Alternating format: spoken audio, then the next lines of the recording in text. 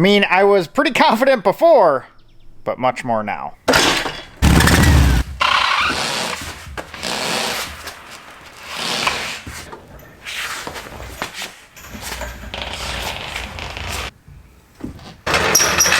Sure is a pretty easy little thing to move around. Welcome back to the Lost Cause Ranch. That is right, today we are playing with something way out of the norm around here at the ranch. Usually, it's just a bunch of Land Rovers. You might be able to tell it's the 4th of July. Not too long ago, you guys saw my first foray into 4-cylinder, air-cooled Volkswagen engines, where we fired this guy up outside the car. Can't say I do that too often. But this engine right here belongs in this frickin' awesome little guy here, which is a legit Meyers Manx Buggy. How cool is that? But it is now, obviously, summer here in Iowa, and my friend needs to have a little fun with her beach cruiser. We don't really have beaches in Iowa, but doesn't mean you can't have a beach cruiser. But either way, that means today we're gonna get this guy into this guy, and who knows, maybe even do a wheelie. Probably not, but you never know. Last time we had the complicated V10 TDI, which by the way, now that it's separated from the transmission, weighs 822 pounds. She's a porker. But today, kicking it old school, we got this guy on the starter stand, we need it off the starter stand, and bolted up to the transmission. This is going to be, knock on wood, the simplest engine install I have ever done. I mean, it literally just hangs off the back here. 4 bolts. And thankfully, after the fiasco of pulling the 1-ton axle out of the LR4, I actually made some room in the shop and moved the toddler UFC ring out of the way so I can get to our little rolling cart. It's like it was meant to be.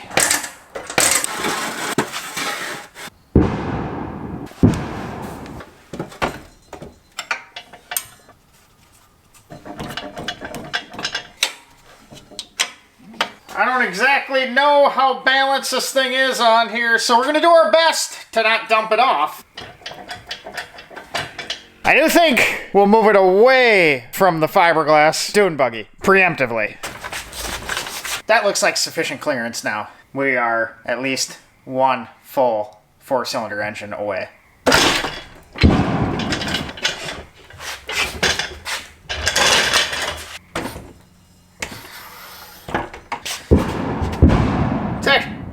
Actually pretty solid.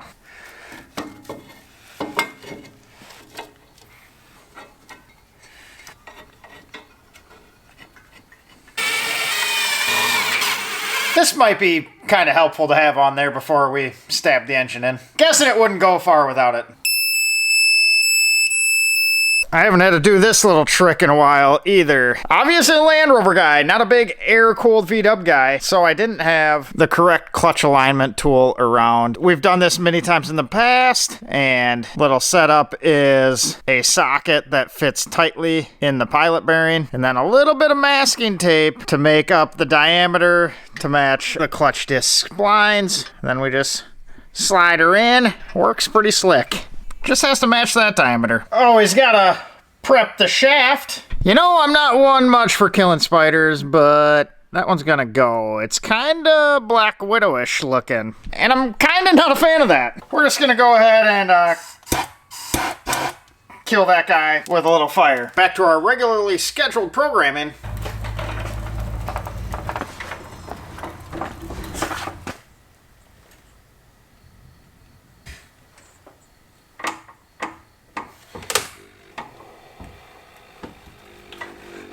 We need a shim. These look like the right size.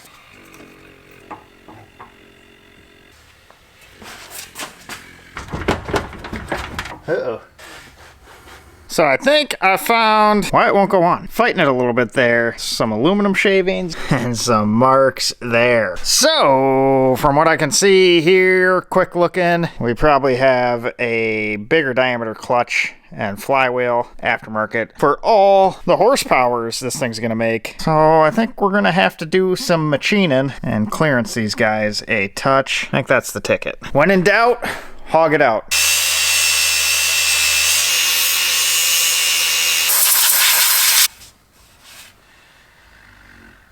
It's all clearance, Clarence. Fresh grease. Didn't want to put the stuff with the aluminum shavings back in there. Now it's gonna be easy.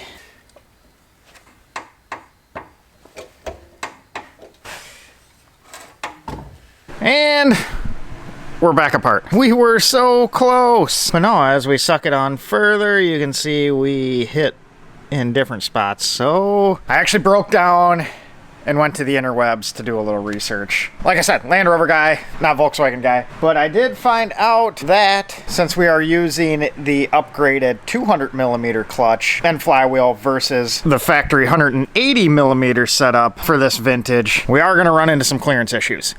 This is what they call a 6-volt transmission, which is smaller in diameter. The starter stand here would be a 12-volt transmission bell housing, and we have like 1/8 to 3/16 of an inch bigger in diameter. As you see, this one does not hit, and this one does. After making sure we weren't going to run into any other issues by just hogging this thing out, that is the typical answer for this, unless you're going to swap out the transmission. But we're going to leave this one in, and we'll be out here grinding for a while.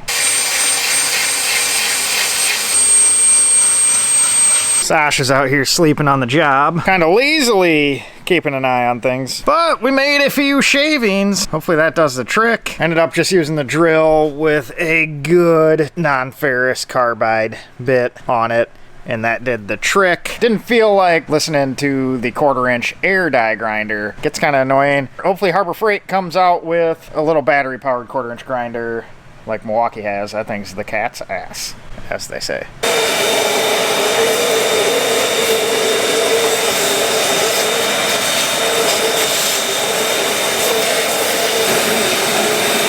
I'm hoping that gives us enough clearance on everything. We got it all the way around. It actually turned out half decent. So we'll give this guy another shot. But before that, I think I'm going to swap out the starter while the engine's not in the way. This one's an old 6-volt starter. I'm not familiar enough whether these are different as well. Visually, this has the little snout on it, and the 12-volt one on the starter stand does not. So we're just gonna rob this one, throw it on just in case. Starter is in there, and hopefully this is the last time stabbing this guy in. I'm much more confident now. I mean, I was pretty confident before, but much more now.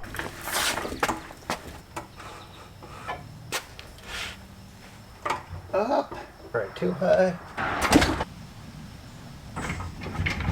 Oh yeah, much better. I think that's the frickin' ticket. Zip some nuts on down below here. Just feels better. And guess what? Not enough clearance. Can't spin the motor, so back out. At least the engine case and the transmission are flush together, so we will have a pretty good mark of where we need to grind yet. Practice makes perfect, as they say.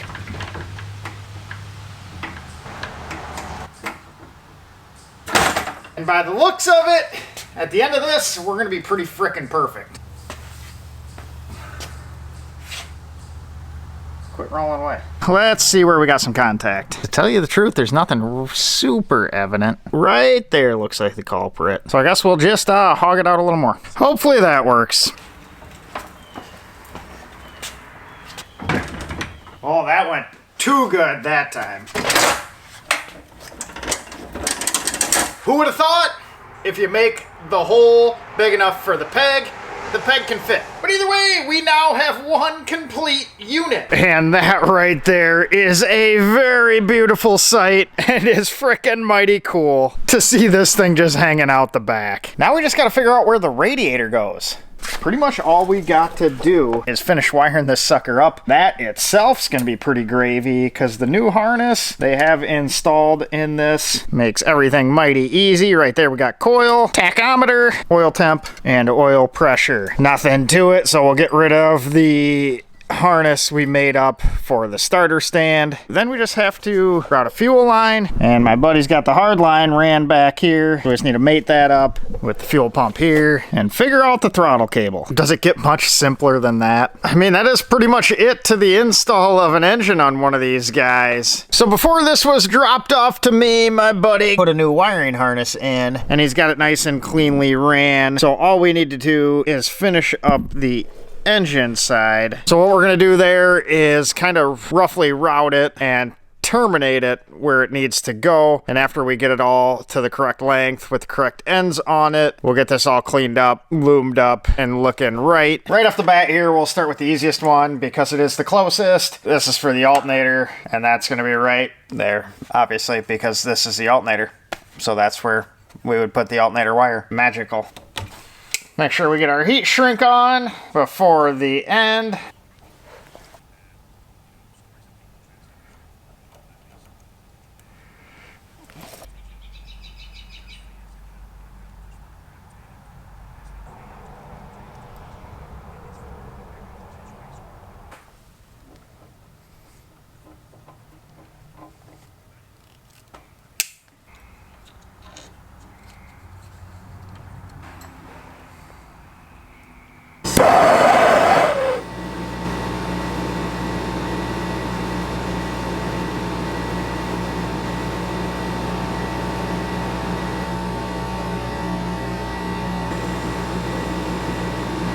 So we have our massive engine harness all cut to length and terminated with some heat shrink on all the ends, except for this guy. This guy we're just leaving. This is labeled somewhere. Oil temp, upside down, but oil temp nonetheless. And we don't currently have an oil temp sender installed yet, so we are not gonna bother making that one up until we have that point. Now we just need to tidy this guy up and loom it up from that point to the end. And for that, we have the same braided wire loom that we use to make up the Defender wiring harness, along with the cloth electrical tape to make it all nice.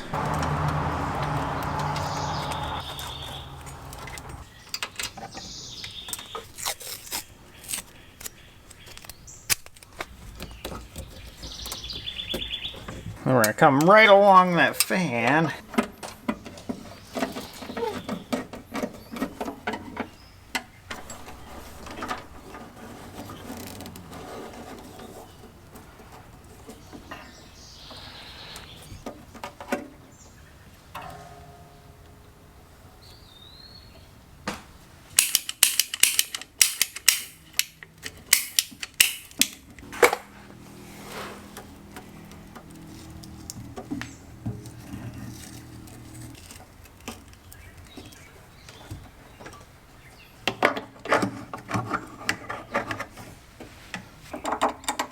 So we have that all loomed up with some nice cloth tape on there. So now we're going to just kind of set that. We're going to route it in between the carburetor and the air filter. These will go to the coil. This goes down to the oil pressure sensor. So we are all good with the wiring now. Got everything tucked, wrapped, and plugged in, including the alternator, power cable. We have that ran back and underneath the body here. I think that was a pretty good result. So now that we got all the electrical juice figured out, we need the fuel side. That's where this guy comes in. We have a new hardline ran from the tank back to the engine, so we just need to do a little bendy and get this connected back up to the fuel pump. That guy can shoot it right on up to the carb. So we got our handy dandy hardline bender here, so we just need to do a little cranky crank. Got a nice 90-degree bend right there on the back side of the fan housing. We just need a short little kick here, and then we can do our rubber line the rest of the way.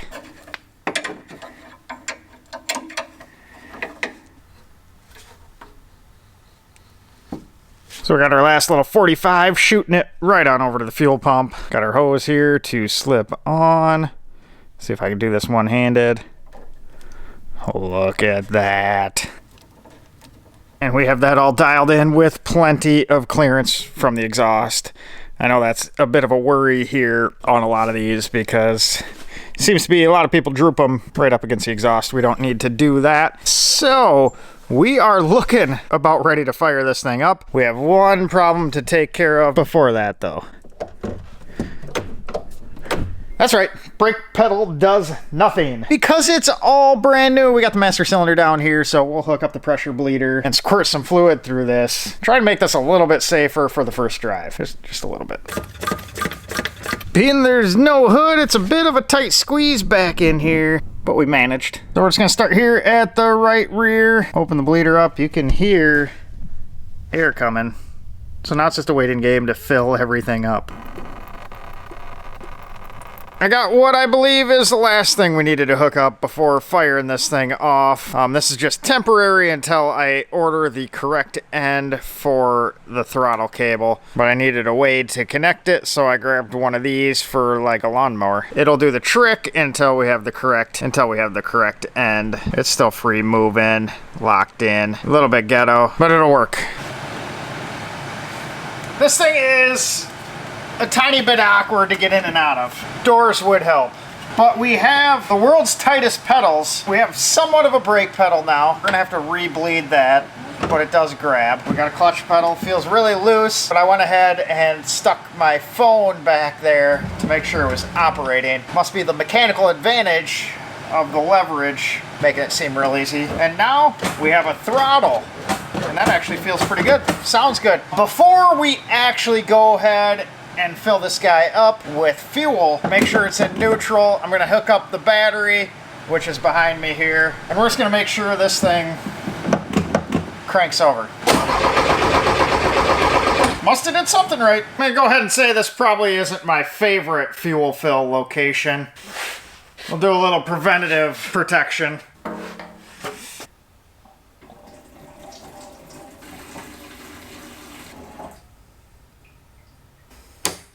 Guess there's nothing left to it but to do it. At least I think we got that in the right hole. Now we're probably gonna have to manually put some fuel in the carb to get this guy to fire off. But I'm gonna do a little cranking first, see if we can get the fuel pump to suck some from the gas tank. Carbureted stuff, not really my thing. This thing's like twice my age.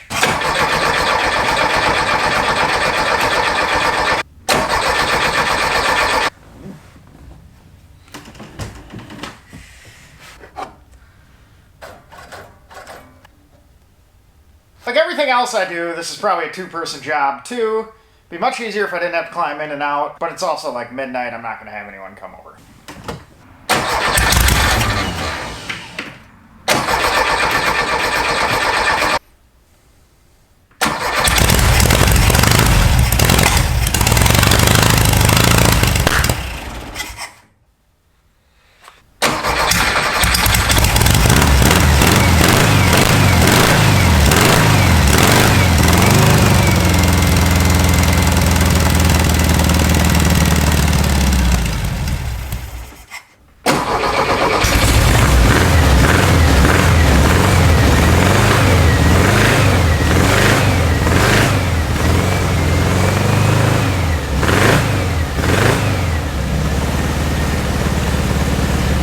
I think we'll call that a success. That right there, wonderful sound, wonderful feeling. I mean, we already had this running on the stand earlier, so it's not a surprise by any means, but it is 10 times cooler with it running in the buggy. We'll have some fine tuning to do on this guy, obviously, but it feels like we are pretty close. It's even almost holding an idle without even warming up, so we're not too far off. But I think that is a good point to call it a night because the shop is not overly massive. Like I said, it's after midnight. I think we'll wait until tomorrow where we can pop the door open, maybe even spin this thing around the block. I mean, I don't live on a block, but you know what I mean. So we figured out why the clutch feels real light. Right back there is the clutch cable, and right here is our adjustment nut. And it was just way out of adjustment. Looks like we got to do a combo of two things. You'll see the clutch cable there through the stud. We need to tighten this guy up and pull the cable some, and then we will be able to do our final adjustment with this nut on the end of the stud. It's not engaged in the clutch at all, and we kind of need that. Doesn't really move well without it. This would be a whole lot easier without the engine in place. It's kind of awkwardly tight. But then again, with the engine in place, the clutch wouldn't be in there, so you can't really adjust it. I guess at least it's a buggy and not a bug, because I wouldn't be able to just hang in like this. It'd be a whole lot more awkward that way, I think. Maybe I'm wrong though. It's actually not too bad to do. You just kind of got this little hand turn nut, and that sets our cable length and pulls on the release arm. So we have it all set up now. I guess the rule of thumb is about 3/4 of an inch of free play before engagement, and that's about what we got.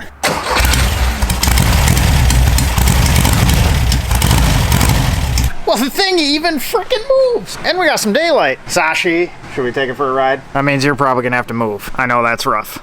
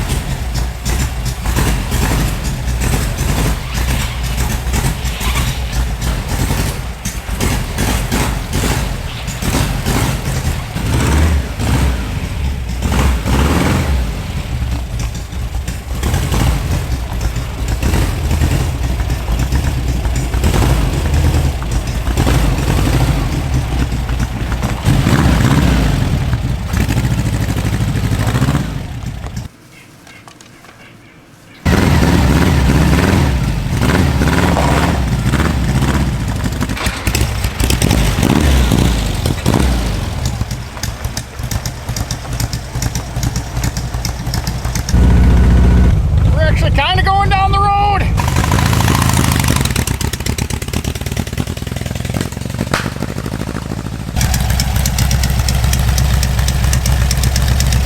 Man, this thing is going to be fun. The maiden voyage, well, it was a voyage. There's something up with first gear. We're gonna have to dive into that some before we can go too far. It almost feels like a broken diff. But if you start out in second, it starts fine. So it's obviously not a broken diff. Worst case scenario, Joe's massive VW parts hoard might come in handy because we have a few transmissions laying around so we can swap it out with ease and, you know, just reverse all the work we just did. But that's the way things go sometimes, and especially something that's been sitting for a bit and you haven't been able to talk to the previous owner to know exactly what was going on and why it was sitting and why the engine was out and whatnot. You're bound to run into a few issues here and there, and that's an issue. But second gear, it takes off. It went up the road. We need to shake everything down. It's got a little bit loose suspension up front. That also may be how they feel.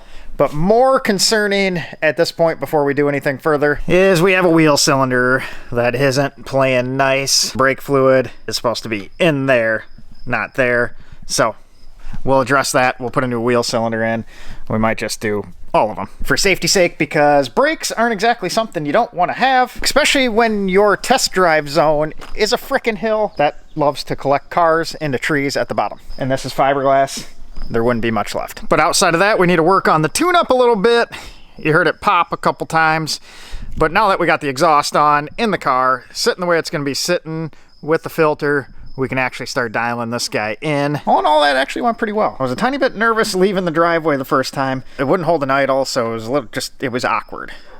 Worried about brakes, going down a hill. Thing doesn't hold an idle. So you're trying to keep it alive with your foot, trying not to hit a tree. Not so sure about steering, but in the end, it all worked out. I did have to switch shoes though. But this shoe barely fits in between the throttle and the clutch. It's hard to put two next to each other. Hard to do this. Real easy to hang the throttle while hitting the brake. My other shoes wouldn't even fit in between there. And you guys already know I have small hands, so I got small feet. I don't know how an average size person would even drive one of these. I guess we'll kind of show you what it does taking off in first gear, mainly because I'm curious to see it on footage from the outside, what it looks like, because it's pretty violent feeling inside.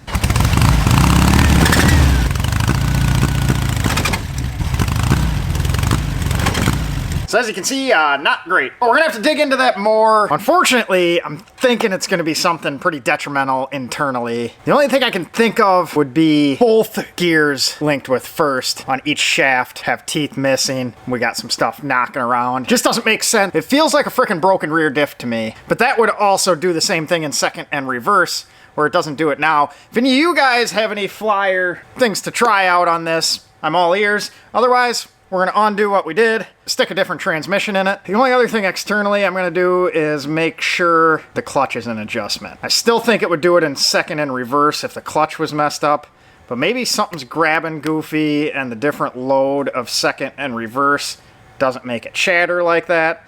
Who knows, just spitting stuff at the wall. But in some breaking news, I'm still a freaking idiot. You guys need to stop me from buying more stuff. I just can't help myself. Went to an impound auction this morning, and here's our treasure.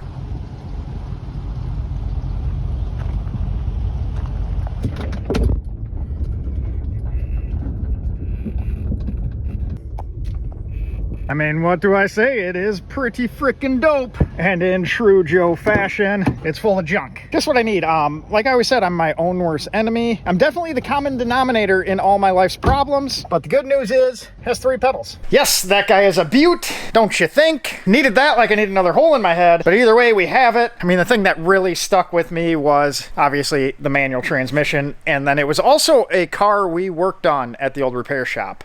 So I'm kind of familiar with it. It was abandoned. I'm hoping it's not complete junk.